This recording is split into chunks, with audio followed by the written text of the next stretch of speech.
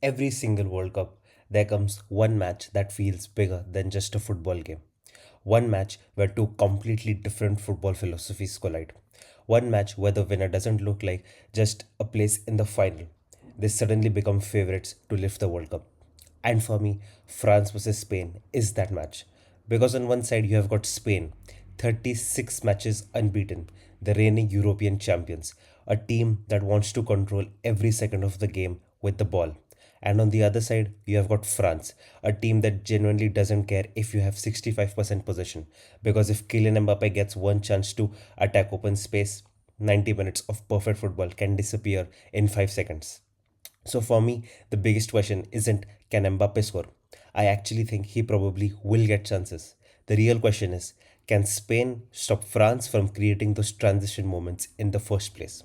Because if they can't, France are going to another World Cup final. But before we get into all the tactical battles, predictions, and key players, if you enjoy World Cup previews, tactical breakdowns, and fantasy content, make sure you hit the like button, subscribe to LSR10 if you are new, and let me know your predictions in the comments because I genuinely love reading what you guys think before these massive games. Now, let's get straight into it.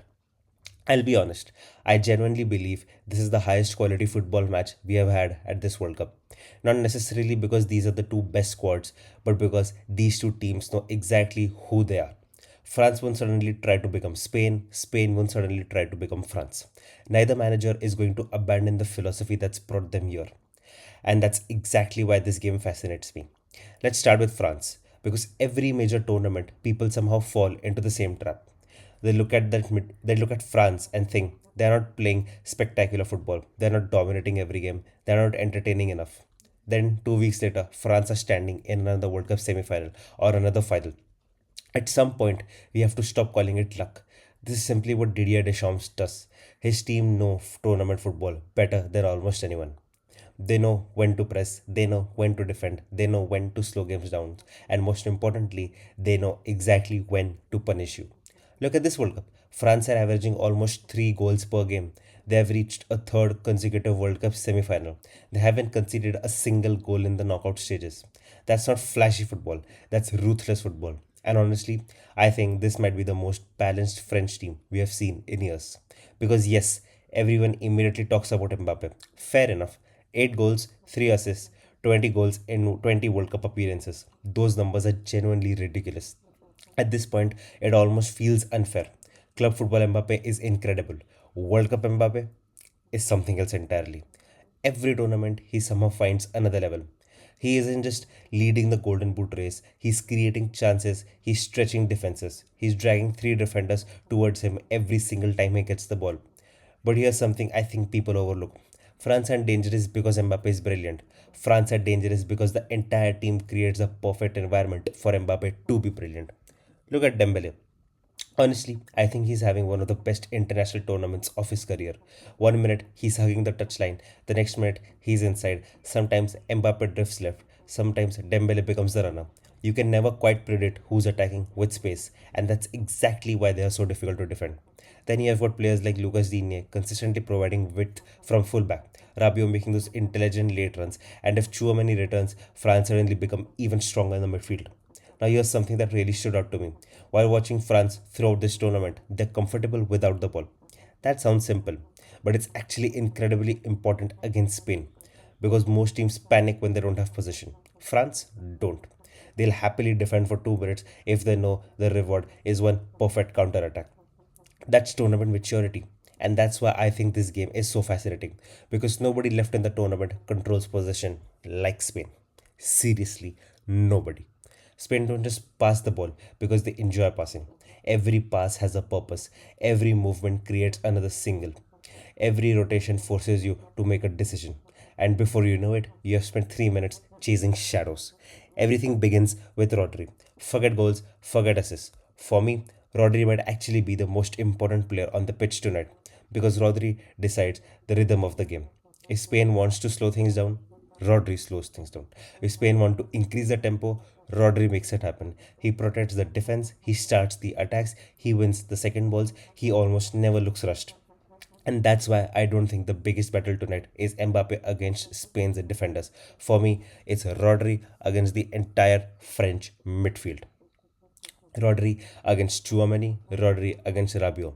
Whoever wins that battle probably decides who wins this football match and what it looks like.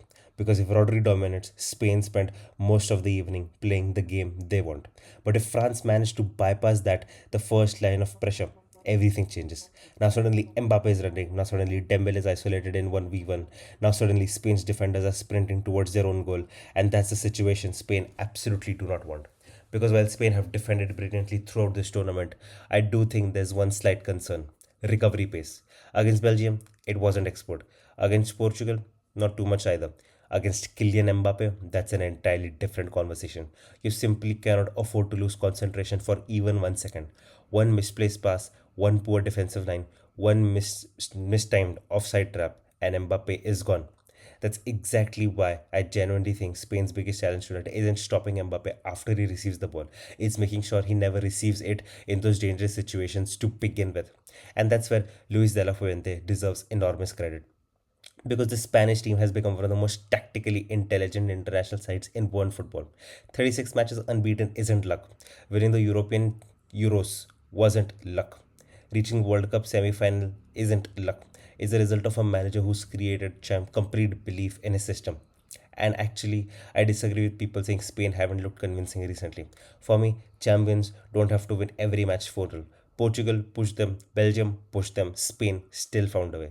That's what elite tournaments team do. They don't always dominate, they simply refuse to lose.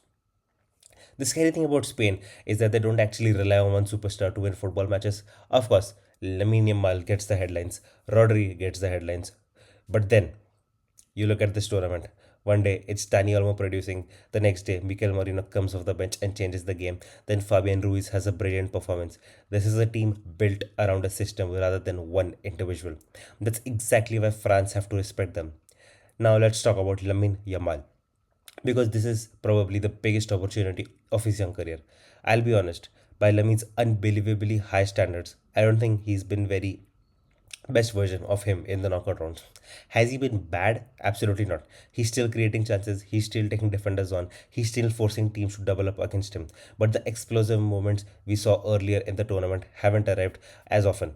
The interesting thing though, football has a funny way of producing iconic moments on the biggest stage. Sometimes one performance changes the entire narrative, and if Lamine delivers against France, nobody will remember the previous four matches. At the same time, history is standing on the other side wearing number 10, because Mbappe isn't chasing another World Cup final. He's building a legacy. 20 World Cup goals in 20 matches. Read that again. 20 in 20. We are witnessing one of the greatest World Cup careers the game has ever seen. And here's a statistic I found fascinating. Despite everything Mbappe has achieved, he's never actually scored in a World Cup semi final. So tonight, he has another record waiting for him. Now let's move away from individuals because I think this game will be decided collectively. Everyone keeps saying Mbappe versus Kubarsi, Lamine versus Lucas Digne. Those battles matter, but football rarely works like that. The biggest question is, can France stop Spain from controlling the rhythm? Because if Spain enjoys 70% position, eventually gaps begin to appear. Players become tired, concentration drops. That's when Spain punishes you. But there's another side to that coin. Every extra pass Spain make is another opportunity for France to win the ball. And that's where Deschamps becomes dangerous. France don't need 15 transitions, they only need one. That's the biggest difference between these two teams. Spain usually need long spells of domination before they create the perfect opening. France sometimes need 10 seconds. Won the ball, forward pass, Mbappe running, chance created. That's why I genuinely think this is a semi final, which is a clash of football philosophies. Neither philosophy is wrong, they're just completely different. One wants control, the other wants chaos. One wants to dictate every second, the other wants to punish one mistake. And honestly, that's why I can't wait for kickoff. Now let's quickly talk about a couple of X factors. The first, Aurelien Chouameni. If he's fully fit, I genuinely think that's massive for France. Not because he's going to score the winner, but because he allows Rabiot to play with more freedom. He gives France balance, he gives them physicality, and perhaps most importantly, he helps them deal with Spain's midfield rotations. The second X factor, the benches. People always focus on the starting 11s. World Cup semifinals are often defined by substitutes. France can bring on quality almost everywhere. Spain have already shown what Miguel Merino can do. He's become the ultimate impact player. If this game goes beyond 90 minutes, don't be surprised if a substitute becomes the hero. And speaking of extra time, I honestly wouldn't rule that out. These two teams are so evenly matched. France have looked slightly fresher throughout this tournament. Spain have probably had the tougher route. Could fatigue become a factor after 70 or 80 minutes? Maybe. Especially when you're constantly chasing Spain without the ball or trying to stop Mbappe in transition. Now, prediction time. This is one of the hardest predictions I've had to make all tournament because I genuinely believe these are the two best teams left in the tournament. Spain have the better midfield, France probably have the better front three. Spain will almost certainly dominate possession. France will probably create higher quality chances. So who wins? For me, France. And the reason is actually very simple. Tournament football is often decided by moments. Not possession, not pass accuracy, not expected goals, moments. And right now, I trust Kylian Mbappé to produce that decisive moment more than anyone else left in this World Cup. I think Spain will have long periods where they completely control the match. I think Rodri will be outstanding. I think Lamine will finally produce one or two magical moments. But I also think France survive those difficult periods. And then one transition, one perfectly timed run, one mistake, that's all Mbappe needs. So my prediction is France 2, Spain nil after extra time. No, joking. Just in 90 minutes. I think Mbappe scores. I think Spain respond by trying to attack, but then they are unable to. And then France find the winning moment and book their place in the third consecutive World Cup final. If that happens, we could be about to witness one of the best international careers football has ever seen. But I want to hear from you. Do you think Spain's incredible 36 match unbeaten run continues, or does France finally get their revenge and return to another World Cup final? Drop your score predictions in the comments because I genuinely believe this is the biggest match of the tournament so far. And if you enjoyed this preview, don't forget to leave a like, subscribe to LSR10 if you're new, and turn on notifications because we'll have full more match analysis, fantasy content, and complete coverage of the World Cup final right here on the channel and coverage of FPL as well. Thank you for watching. Enjoy this match.